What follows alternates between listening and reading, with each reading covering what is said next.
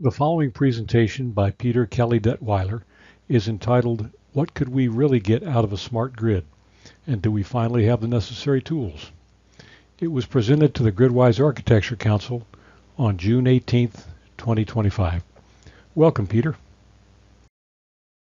Thank you, Peter. Welcome to the GridWise Architecture Council. We're looking forward to your presentation. If you want to go ahead and give a little background on yourself and take her away. Sure. So, the last incarnation that Ron, for example, saw me in, I had worked in competitive power markets for many, many years. In fact, in '97, the first invoice ever rendered in the retail competitive space, I did it with a company called New Energy Ventures that eventually got acquired by Constellation. And then I headed up their operations group, and then I started doing their demand response work. And by the time Exelon bought us in 2012, we had 1,700 megawatts of dispatchable load that we were managing because we'd bought C-Power. We had about 850 organically. Then we bought them. We had 850. Then that spun out and has become the 6 gigawatt entity plus that it is now. So after that, I did something which I highly recommend you all do, which is I got a year's worth of severance. And what that allowed me to do, I started writing for Forbes.com, and I could interview the CEOs of all the battery companies, the solar companies, and all these other actors in the space. I wrote that first year, probably 100 plus pieces for Forbes. And then I was doing DR work, but then it occurred to me, you know what really interests me is the role and the interplay between the grid and markets and technologies and human beings. And so I set for myself this audacious goal that I wanted to try and understand as much as I possibly could that was related to the electron. So fast forward for the last 13 years, pretty much that's all I do. I have 43 newsletters that I scan or read on a daily basis. I'm happy to share that. It's all organized in a Excel document by topic, URL. I rate them, I describe what they are. And so essentially I probably rip through 150 article titles a day, and the ones that matter, some of them go into my weekly video, a lot of them go into my consulting and my keynotes, my workshops, that sort of thing. Because really my job is to access information and then integrate it and contextualize it and then deliver it to other people to make them more effective at what they do. Because you all have day jobs, you're responsible for doing something, and my job is simply to see what other people are doing in a sort of a voyeuristic fashion and contextualize it. And that had been going on very, very well for me. And I had to read, about an hour and a half a day until November of 2022, when ChatGPT 3.5 came out.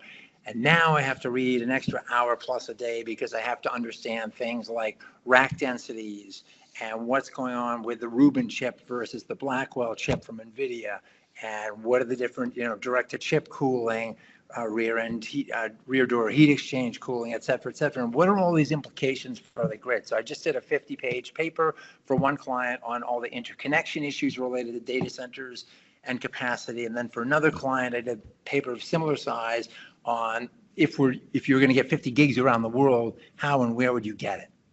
And so a lot of my recent thinking has been very much infused by and dominated by this race to power. And it actually has very significant implications for a lot of what we're about to talk about. Not only that race for capacity, which thereby increases the value of distributed energy resources in a smart grid, but also what will we do as we train these LLMs, these large language models, and also the multimodal models, and move from the training stage where they get smart to the inference stage where they start to do stuff for us. A classic example is Waymo driving around now with millions of miles under its belt and far fewer accidents than humans per mile traveled. So let's jump into the grid, and then we can have conversations along the way or at the end, whichever way is most comfortable for you. Okay, so, and some of this, most of you will know, but what I've found typically when I do have a conversation, if there's 90% of the people in the room that know it and the other 10% don't, it's still worth spending some time. So here we're looking at the 8760, and this is still representative of many grids around the country and indeed the world. And what we find is if we could cut the top 1% of hours, that 85 hours of peak demand, we could cut capital spend by about 9%. Now, in a static grid, and we have been From 2000 to 2020, we were, as I like to say, flat, dumb, and happy. There was almost no load growth except in Texas. There wasn't an expansion issue, so we weren't really thinking about adding additional capital into the system. We were thinking about maintaining what we had. Now we're back into this sort of demand inflationary role where we're going to have to build new things.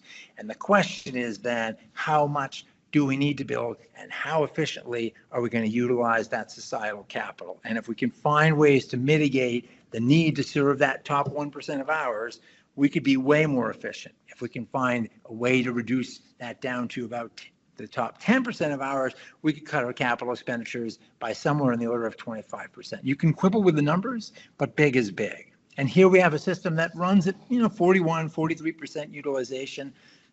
If we ran airplanes that way, I'd pay more for a ticket, but I'm 6'4". I'd love it because the rest of the year, Thanksgiving, you 2 days before Thanksgiving, we could all go to the gate, get a ticket for anywhere in the country for $250, and they couldn't turn us away. But the rest of the year, we'd all be on flights, and I'd enjoy it because I'd stretch out across 3 seats. It's a super, from an economic perspective, very wasteful way we've designed our system in order to bake reliability into it.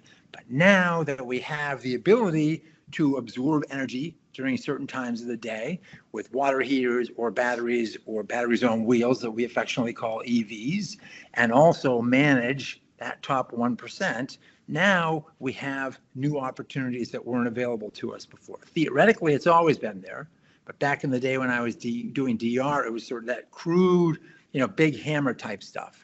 Not anymore. And AI is going to help us with that. So one of the big issues too is even with the existing system, many of you know this is from IEEE, their EV report from a few years ago, we're facing thermal stresses all over the place. Now, with the reduction in tax credits and some of the other political mandates coming out of Washington and states, we probably won't see the pressures as fast as we thought we would. We're going to do, last year, about 10% of the vehicles sold in this country were electrified. We're up to 6.6 million right now, which is a pretty decent number, but percentage-wise, it's still not that significant.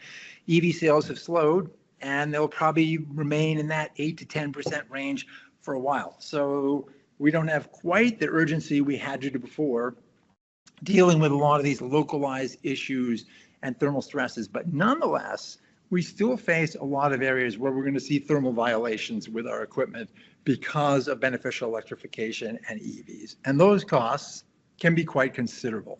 This is the report that Kevala did for the Public Utilities Commission a couple of years ago. Some of you, I'm sure, are familiar with it, looking at various types of charging. And anyone who knows the California duck curve looks at this and goes, ugh. The charging happens at the same time that system has to ramp up from. In the spring now, the net demand at 1 o'clock in the afternoon is often 0, and then it has to soar up to, say, 20,000 megawatts. Well, you add this kind of additional load into the system without managing it, now you've created more peak and more costs. So that, in turn, creates more stresses on the existing system. And that Kevala report showed where this stress is going to be found. And a lot of studies focus on the feeders and the transformer banks, but it's the transformers, the little trash can ones, 1.5 million of those in California, that get overloaded pretty quickly. And the estimates of the cost of replacing all that equipment were pretty significant, up to $50 billion in an unmanaged situation, worst case scenario. So the first thing is do no evil, do something about it. And this is from the Liftoff report, I'm sure many of you have seen, but showing Baltimore Gas and Electric, if everyone charges when they plug in on the left-hand side, you exacerbate that system peak, people come home from work, plug in the car, boom. Or you can do the load balancing. You can start to push that down on the right and thereby mitigate the need for new expenditures. Here's some of the costs from that Kevala study. By 2035, if the mandate for full electrification, which we just saw get completely blown out of the water by the EPA, but if that had been in place, these are the potential types of costs and estimates of those costs that California would have been incurring. So now it slows down a little bit, but big is still going to be big. Seattle City Light had this report in 2022 where they worked with EPRI same sort of thing. They looked at different electrification scenarios and said, where are we going to find situations with our feeders in this instance where the capacity is pretty much maxed out on certain days of the year, and what does that mean for us in terms of future investments we have to make? Palo Alto did a study where they eventually said, full electrification for us means we might have to replace up to 95% of our transformers, and there's a pretty hefty bill associated with that. Vermont, same sort of thing. You can see here the distribution lines in Vermont stressed in red. Green Mountain Power, what did they do? They basically went out several years ago now, starting with Tesla batteries, and then ultimately migrating into a BYD, bring your own device program, where they pay $50 per kilowatt of battery storage for 10 years in exchange for the utility being able to use it during peak demand, and also when the system was in extremis. In the first year they did it, they saved about $500,000 because they purchased their power from ISO New England. So they were able to charge the batteries during the low cost times, discharging them in the high cost times. After this initial investment they made in 2019, then 2 years ago they had those storms which ripped through there and caused about $42 million worth of damage and left a lot of people without power. So then they went back to the PUC and said, hey, we want approval to spend tens of millions of dollars for batteries behind the meter in customers' premises, and we will negotiate tariffs with them. And it was $850, I think, for 3 hours of duration, $900 per kilowatt per year for 4 hours of duration. And then, customers might have a little bit left during some periods of time. And certainly during periods of outages, the customers would have that battery to use. Now you see multiple utilities. Rocky Mountain Power works with Sun and others. First, they had small programs integrating sun and solar and batteries into their control room. Now they have their, Smart Watt program, I think it's called, where they are going and looking at retrofitting up to 80,000 solar installations with batteries and feeding all that information and capability into the control room for grid services, the grid balancing services, and time shifting. So you're starting to see more and more utilities, still kind of primitive programs, because they typically tend to be a single use like a battery, but the value now becomes more manifest to more utilities and more public utilities commissions. The best one, and I'm sure some of you are familiar with this one, but the BQDM project. This is in Brooklyn, Queens. Several years ago, a bunch of yuppies moved into that area. In fact, I'm at a conference today and someone was having a conversation where they moved from Manhattan to Brooklyn because it's a great place to live and more affordable, and they just go into the city every day on the train. Well, this happened with a lot of people who, especially young, upwardly mobile professionals, and Brooklyn, Queens area, Con Ed's looking at this saying, whoa, our demand is starting to get pretty significant, and it's 7, 8, 9, 10 o'clock at night. I guess those folks there like to party.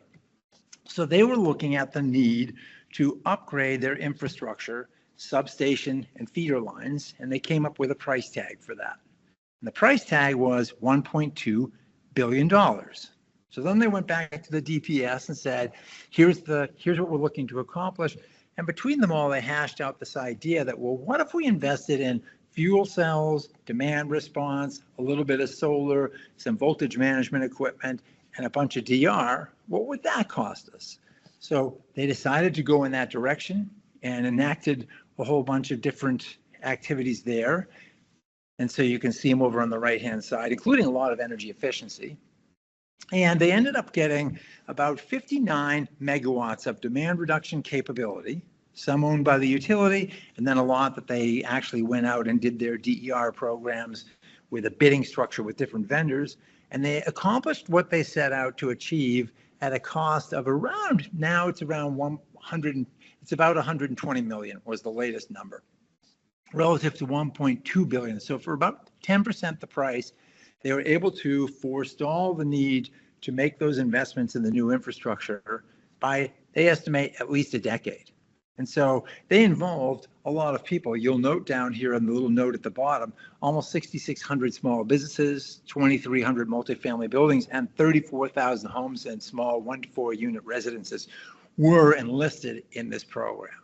But this one was the poster child for not only the concept that demand response, and DERs could be more valuable, but that locationally they could be more valuable. And this is where you start to enter into this whole new world. The concept's not new, but the idea that we can start to implement it with new tools becomes more attractive today.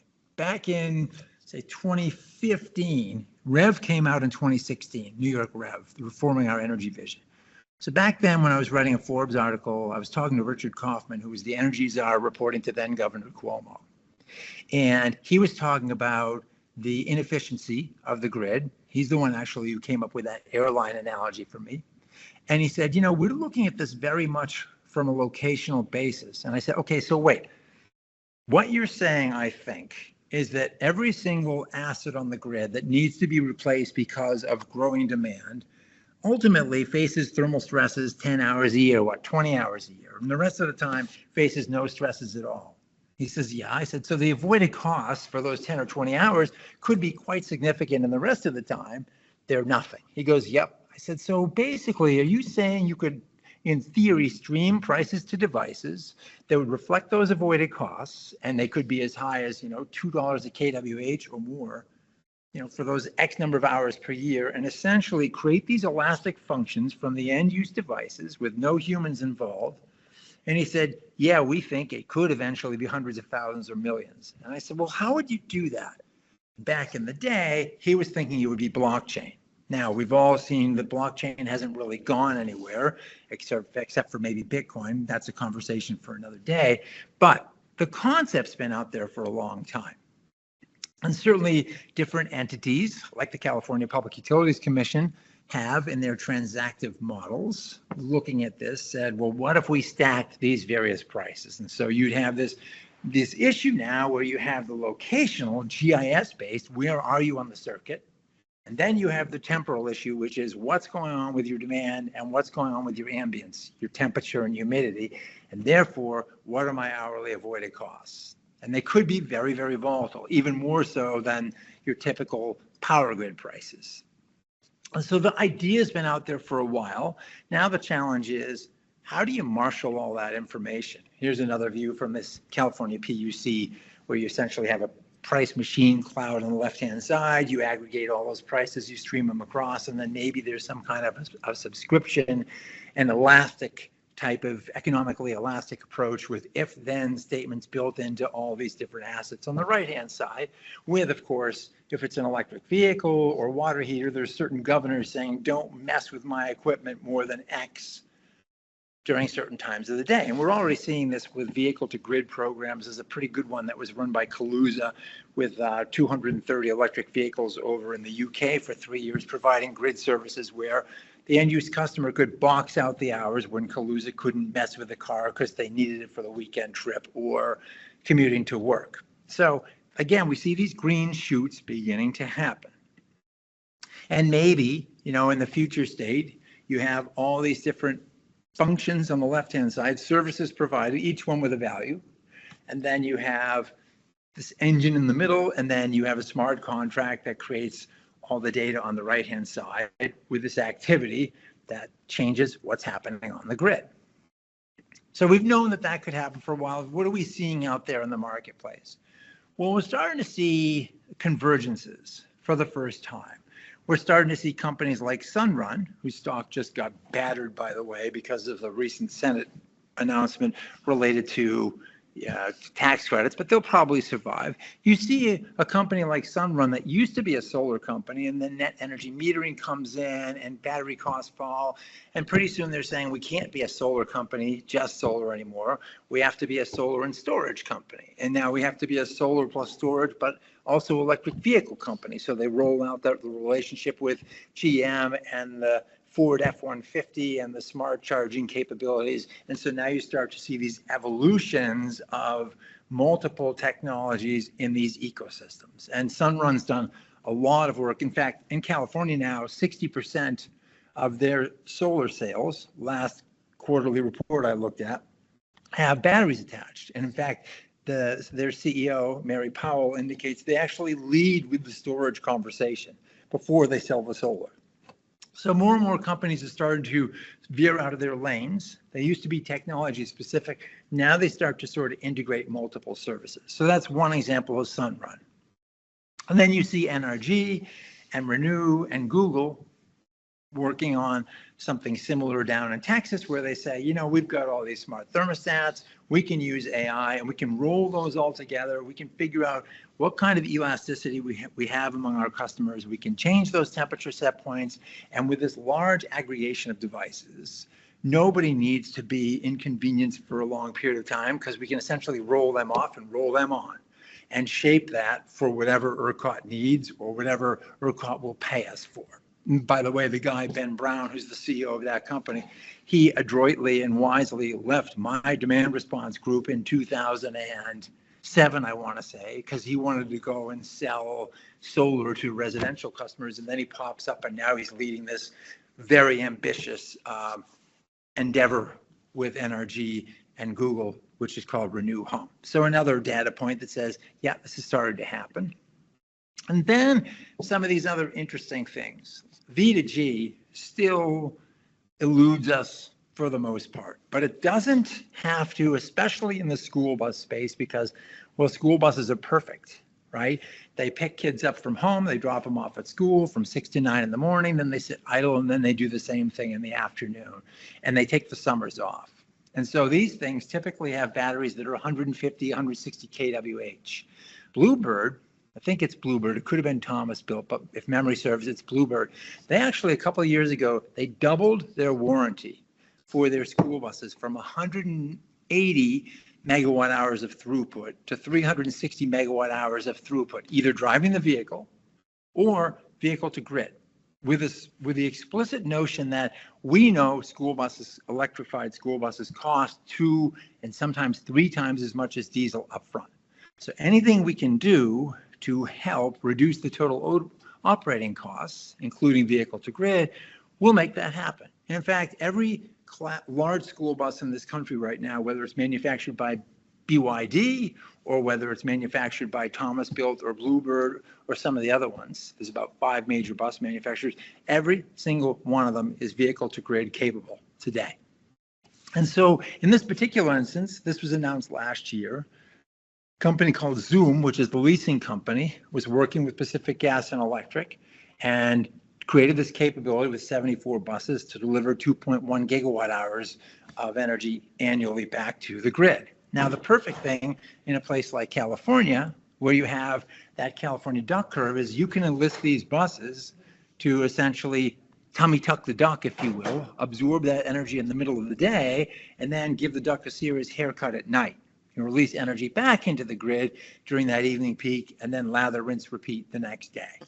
And certainly in the summertime, when they're idle, they can be even more flexible in that regard. So again, we're starting to see some of these early green shoots. It's happening slower, admittedly, I would say, than I thought it would, but it's happening. And certainly you have, for example, now in New York, for a while, they've been talking about locational value, you know, specifically where, so that locational based marginal price. And some other entities around the country are looking at this too, saying, yeah, let's look at where the value is. Let's look at where the avoided costs are. Now, at the end of the day, this becomes a very sophisticated number of transactions. I did some work for a client 4 or 5 years ago where they asked me to just do a spreadsheet exercise on what we could be looking for nationally in terms of transactions and data flows. And you quickly get into the billions of transactions and data flows. If you've got water heaters that are interacting every single day, and in some places in the country they do, and you've got serious populations, pretty soon you're talking about hundreds of thousands of devices and then, you know, flowing a lot of information. And part of what we have to figure out is, how do we aggregate that information? At what levels do we aggregate that information before we pull it into the control rooms, so we don't overload the control room operators with too much information that's sort of paralytic to them, which is why you have people developing things like the Macomber map to help grid operators apprehend information and act on it more effectively. But in this DER space, where we're going to start to harness these enormous quantities of smaller and smaller devices, figuring out those aggregation points and latency issues and the forensic capability to go backwards down and investigate if something goes wrong, doesn't happen, or happens the wrong way, or if there's a cyber issue, that becomes critically important. AI can help us do this. The grid is already a cyber physical entity, but it used to be a small one. When it was just the SCADA environment, you only had maybe a couple hundred devices at most that you had to keep track of. Now we're talking hundreds of thousands of millions. So from a data play, it's a completely different game. And it's not just the raw data, it's what do you do with it. So now, looking at what's going on with the LLMs, with those large language models. And by the way, this picture here is from PG&E. They had their strategy report last year, and there's a whole piece where they just look at AI and what they can use it for, from everything from wildfire detection to electric vehicle charging installation and multi-housing with EVs and a whole host of different applications. And in fact, they also said they hope to use AI to bring joy to the workplace. Well, I don't know about that, but it's a pretty nice aspirational goal. But nonetheless, these tools become really, really powerful, really, really fast. And one of the things, if you spend time digging into that space, as I do, you see that these large language models, they sometimes use over 1 trillion parameters, which are sort of weights and biases that help train the model. And for each parameter, there's about 20 bits of data, tokens they call them, relative to each parameter. And they run these models sometimes as long as 3 months or 6 months, 24/7. Every once in a while, they batch them, but they run them pretty flat out. And they can cost hundreds of millions of dollars to run. But they create these pretty amazing capabilities. And what's going on with NVIDIA and others, they're building CUDAs, so specific approaches and models for all different types of industries. So Capital One has one, EY has one. The utilities will clearly have numbers of them. And they'll be specifically trained on utility-related data and help to make utilities smarter and better at what they do. Now, we've looked at this before and said, certainly back in 2010, I was actually fortunate enough to win the GridWise Architecture Council Award with Sudine Kelly back then when she was a FERC commissioner. And I was optimistic this was going to happen a lot earlier. My goal back then, as I articulated at the time, was we want to turn buildings into batteries. Well, it was a lot harder than we thought it was going to be. But this time actually might be different. And there's one major dynamic on the sort of supply side, which drives this. And then there's another one on the capability side, which might make this happen. Each of them having to do with AI. So the first one, you're all, I'm sure, very familiar with what's happening with all these applications. Let's take the sort of the poster child for AI and data centers. Dominion. Right now, 25% of the electricity that flows through Virginia serves data centers, and 70% of the world's email traffic flows through Loudoun County and the neighboring counties there, because we built the cables decades ago. Now, they have about 5 gigawatts of data center load right now under contract. They have another 5 gigawatts that they're serving, another 5 gigs or so that are under energy service agreements that they will serve. They have another 8,000, so 8 gigs or so of contracts that they have commitments from the data center companies to pay for the associated infrastructure, the transformers, the lines, all that. And then they've got another, say, 20,000 megawatts or so of customers that have agreed to pay for the engineering studies. That's not a lot of skin in the game, but it's some. So in total, Dominion has about 40,000 megawatts of data center contracts in some way, shape, or form. This is a utility that last year, its peak demand was 17,300 megawatts. So the very first and obvious question faced by them or by AEP, where 2 weeks ago or last week, the Ohio Public Siting Council or Utility Siting Council announced approval of a 200 megawatt deal with Meta, where a whole bunch, 31 generators, including I think it's 18 reciprocating engines, are going in behind the meter, co-located. They are not going to be connected to the utility. The race to power the so-called bit-watt spread, the value of access to electricity to serve data centers is so high that people are just ditching the grid because it's taking too long to connect. In a place like Dominion, there's no way they're going to connect 20,000 megawatts of additional demand. The infrastructure simply will not accommodate it. So, and it's not an energy issue so much as it's a capacity issue. So here's what I think starts to happen. And I suggested this at an event I was at keynoting in Duke in their headquarters a couple months ago. There was a group there talking about demand response and DERs and the fact that they weren't getting a lot of traction, while another conversation was around data centers. And I'm like, data centers value capacity at multiples of what you at the utility value it for. Why not get the data centers to pay for the capacity? They need to connect. Why not arbitrage it? I believe this will start to happen. They're so desperate for power. And in this country, it's also a national security imperative. We want to keep those LLMs and inference here in this country. And this is a flexible way of dealing with a problem, which is largely a capacity-driven problem, not an energy-driven problem. Ultimately, more energy is required, but right now, it's about capacity. So there's people that are essentially, it can't be harvested at low cost. Here's an industry that's willing to pay a ton for it. So I think that's going to happen. And just to give you a sense of the scale here, here's a data center on the right, 2 gigawatts.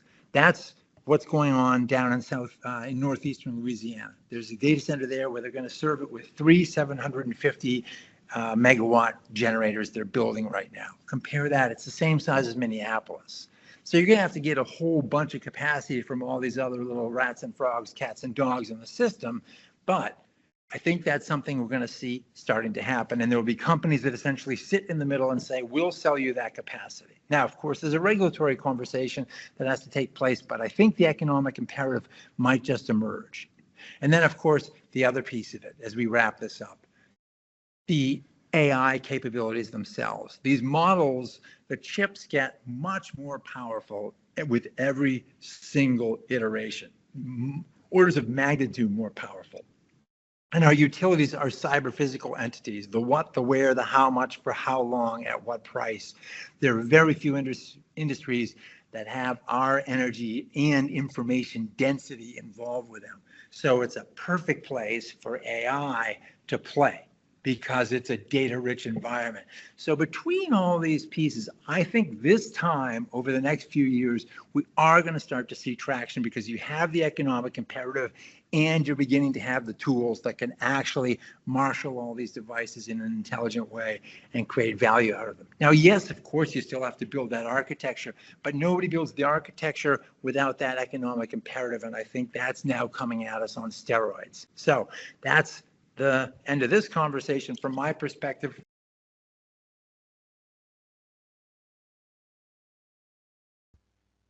Thanks, Peter, for that informative presentation. For more information about the GridWise Architecture Council, please see our website at gridwiseac.org. And don't forget to subscribe to our YouTube channel at the site listed. Thank you.